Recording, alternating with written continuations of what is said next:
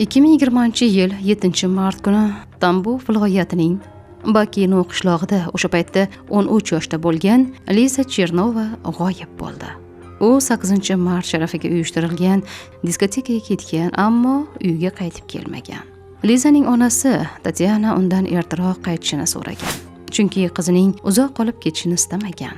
Liza onasiga diskotekaga kelganida ham, ketayotganida ham qo'ng'iroq qilgan. Qiz do'kon yonidan o'tayotganini va tez orada uyda bo'lishini bildirgan. Uyga yetib kelish uchun taxminan 10 daqiqa vaqt qolgandi. Shuning uchun qiz o'z vaqtida kelmaganida onasi darhol xavotirga tushdi. Liza oxirgi marta qishloqdagi kameralarga soat 21:45 da tushgan. Ba'zim esa kech soat 22 da tugashi kerak edi.